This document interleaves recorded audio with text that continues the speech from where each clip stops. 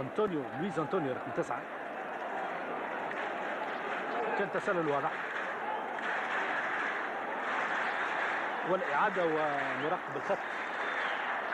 مراقب الخط كذلك أصاب هنا في هذه اللقطة، لأن الهدف تنحى تحت الترجي في محله. حمروني كان في موقع تسلل. الشيحي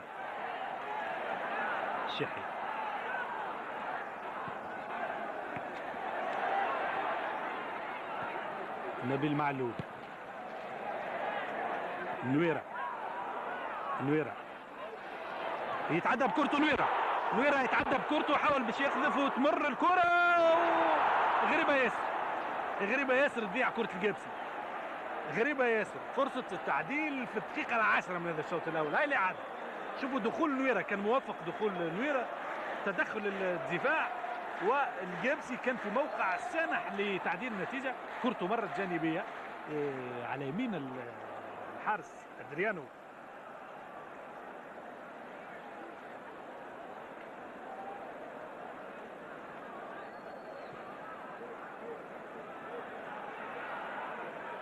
هجوم سريع عن طريق سحب الهدف، وثم تسلل واضح لأنطونيو.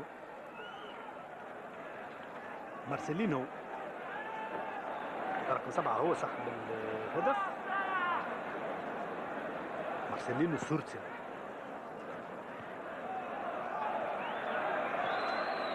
وبدأت الكرة تدور عن طريق فلامينكو، تفك عن طريق الجابسي، باهي من عايدي الحمروني ترجع من الدفاع، تتفك من جديد عن طريق الجابسي، وتضرب الحكم، والكرة توصل، لأن الحكم وجوده ولمسه للكرة